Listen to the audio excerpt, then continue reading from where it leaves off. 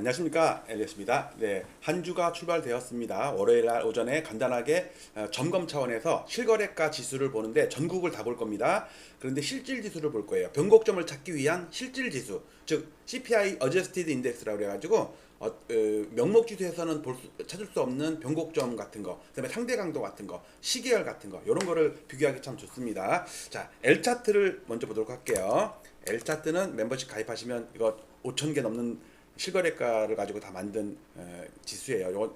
요거는 첫 화면인데 오늘 실질 지수를 볼 건데 어떻게 볼 거냐면 쭉 첫 화면에 쭉 이게 전국 화면이거든요. 쭉 내려가면요. 이게 막 R자가 붙은 게 리얼이에요. 서울과 서울 실질 서울 이렇게 쭉 있는데 실질만 볼 거기 때문에 요렇게 할게요.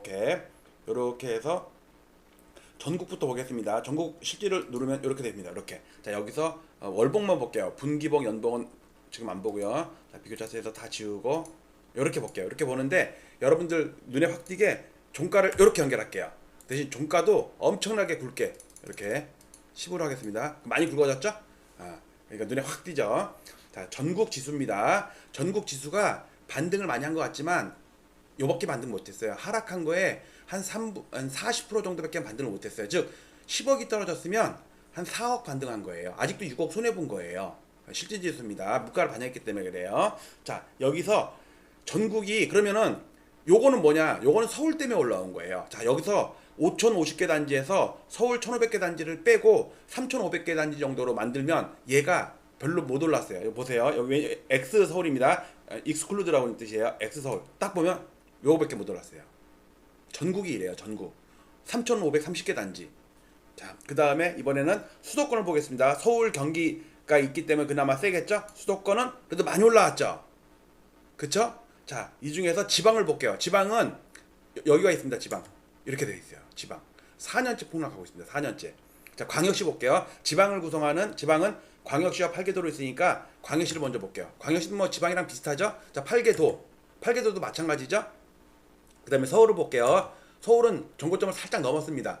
명목은 더 넘었겠죠? 그러니까 무슨 뜻이냐면 5년 전에 2021년도에 상투에 집 아파트를 샀어. 예를 들어서 10억을 샀어. 근데 뭐 아니 20억이라고 칩시다. 뭐 20억을 샀는데 지금 한 21억, 20억 정도 살짝 올라와 있어. 야, 신났다고 하지만 그분은 손해예요. 왜냐면 5년 동안 이자를 냈을 거 아니에요. 그러니까 그분은 한 2, 3억 올라야지 본전인 거죠. 자, 그래도 서울은 어쨌든 정고점 넘었죠. 다른 데 비해서 센 겁니다. 자, 경기도입니다. 경기도 이 정도밖에 안 돼요. 인천은 더 처참합니다. 인천은 이래요. 부산 최근에 반등했어도 이래요. 4년째 빠진 거예요. 대구 제일 처참한 게 또 대구죠. 지방에서는 광주, 대전, 울산은 그래서 반등 많이 했네. 고점에 물린 사람은 그래도 많이 손해지만 세종도 많이 빠졌죠. 그다음에 계속 3년 동안 박스권에서 놀고 있어요. 자, 이제 8개도를 보겠습니다. 경남 반등해도 이 정도밖에 안 돼요. 경북, 전남, 전북, 충남, 충북, 강원 4년째 빠졌어요. 5년째 이번 달도 빠지고 있으니까. 제주도 5년째 빠지고 있어요. 물론 그 전에 많이 오른 거 있지만. 자, 이번에는 서울 25개구를 볼게요. 자, 서울 여기서 서울을 볼게요. 서울도 쭉 밑에 내려가면요. 제가 여기 있네. 여기. 여기서부터 볼게요. 여기서 서울부터 볼게요. 자, 서울입니다. 아까 봤던 거 다시 보입니다. 이번에는 스타입니다. 시가총액 상위 100개 다니니까 서울보다 훨씬 세겠죠. 얘보다 더 많이 올라 있을 거예요. 짠! 많이 올랐죠? 고점 대비. 근데 최근에 들어서 주춤하고 있어요. 그 다음에 니프티는 시가총액 상위 100개는 25개구에서 다 고른 거지만 니프티라는 지수 인덱스는 강남 3구에서만 50개 고른 거예요. 그러니까 얘보다 더 세죠? 그 다음에 이번에는 영끌 인덱스입니다. 노도강에서 50개를 고른 거예요. 제일 많이 올랐다가 제일 많이 빠진 거. 요렇게. 노도강 완전히 지방같이 빠졌죠? 그러니까 지금 노도강 쪽에서도 경매도 많이 나오는 거예요. 여기서 샀던 사람들이 이자를 못 버티니까 지금. 자, 강남구입니다. 제일 센 놈. 제일 세죠? 최근에 좀 밀립니다. 서초 세죠? 송파 세죠? 강동도 살짝 넘어져. 서울이랑 비슷하죠? 자, 이번엔 노원입니다. 노원이래요. 최근에 반등했어도 이 정도밖에 안 돼요. 도봉구, 강북구, 성북구는 반등 많이 했습니다. 뉴타운이 있어서. 중량구 찔끔 반등. 동대문구도 그래도 꽤 많이 반등했네. 자, 성동구입니다. 한강벨트 많이 올랐죠? 광진구 꽤 많이 올랐습니다. 근데 최근에 좀 주춤되는 것 같아요. 그다음에 용산구입니다. 역시 세죠. 근데 최근에 주춤돼요. 중구 딱 전고점입니다. 아파트가 많지는 않죠. 종로구도 마찬가지로 딱 전고점에 살짝 못 미쳤네. 자, 은평구입니다. 한참 낮죠. 2년 동안 반등해도 이 정도밖에 안 돼요. 서대문구도 하락한 거에 한 60% 정도 반등했네. 마포구 전고점 훨씬 넘었죠. 자, 동작구도 전고점을 살짝 넘었죠. 영등포구도 살짝 많이 넘었네. 그다음에 양천구 꽤 넘었네. 강서구 반밖에 못 올랐죠. 그다음에 금천구 완전히 바닥에서 놀고 있죠. 관악구가 최근에 좀 한 1년 동안 많이 올랐어요. 그래봤자 한 3분의 1 정도? 구로구도 최근에 반등해도 이 정도입니다. 자, 이번에는 경기도를 볼게요. 경기도에서 또 쭉 밑에 내려가면요. 여기서부터 보겠습니다. 여기서부터 시가총액 순이거든요. 성남 분당부터 볼게요. 자, 성남 분당 제일 세죠? 경기도에서 서울보다 더 올랐어요. 화성은 이밖에 안 돼요. 수원, 영통, 하남 그래도 반 정도 반등했네요. 김포 반등하다가 빠져갖고 지금 4년째 빠지고 있습니다. 김포, 광명 작년에 많이 반등했는데도 이 정도밖에 안 돼요. 용인, 수지, 안양, 동안, 남양주, 고양, 덕양, 안산, 단원, 파주, 파주는 지금 5년째 빠지네. 시흥, 과천 엄청 세. 서울보다 훨씬 세요. 용인, 기흥 찔끔 반등, 부천, 원미, 군포, 일산, 동구. 일산 진짜 안쓰러워요. 안쓰러울 정도로 이렇게 빠지네.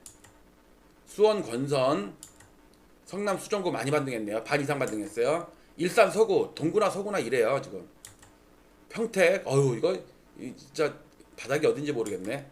의정부, 안산, 상록구 시가총액 순입니다. 수원, 장안, 의왕시, 안양, 만안, 오산, 부천, 소사, 구리, 성남, 중원, 수원, 팔달, 양주, 용인, 처인, 안성, 경기도 광주, 이천. 이천이 이렇게 많이 빠졌어?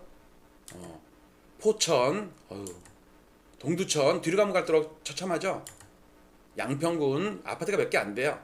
5개 단지밖에 안 돼. 1000개를 골랐는데 시가총액 순수로 줄 세우다 보니까 양평에는 1000등 안에 5개밖에 안 들어있어. 그것도 실제로 덜은데 제가 한 2개는 더 껴는 거예요. 여주, 얘는 진동폭이 좀 작죠.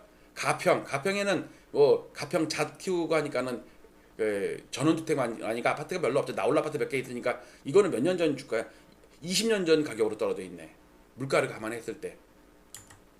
연천도 마찬가지. 군부대 있잖아요. 다시 성남 분당. 자, 다시 정리합니다.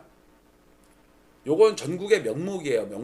명목을 실질로 하면 이렇게 돼요. 보세요. 명목, 실질, 명목, 실질. 명목으로도 정고점에서 한참 모자르죠. 서울 그것도 강남 3군 한강벨트 정도이지. 아까 봤지 노원구 이런 데는 저 밑에 있잖아요. 자, 제가 어쩌다 한 번씩 이렇게 한번 이거는 어저께 거구나. 예. 현실은 이렇다는 거를 사람들이 모르잖아요. 왜? 뉴스에서 나오는 건 전부 옳은 것만 얘기 나오니까 지금 그 서울 사람 아니면은 완전히 소외된 것처럼 지방 사람이나 뭐 예를 들어서 부산, 대구도 마찬가지야. 그리고 또 경기도에서도 아까 봤잖아요. 뭐 평택, 뭐 화성 이런 데 이제 엄청 많이 빠져 있어. 최근에 반등했어도. 자, 실거래가 실질지수가 이렇다는 거를 가끔 가다가 이렇게 점검하도록 하겠습니다. 자, 저는 또 오늘은 실거래가 방송이 없어요. 왜냐면 오늘은 다운받을 게 없어요. 내일은 3일치를 다운받아서 하기 때문에 좀 그 데이터가 좀 많을 거예요. 마치도록 하겠습니다. 감사합니다.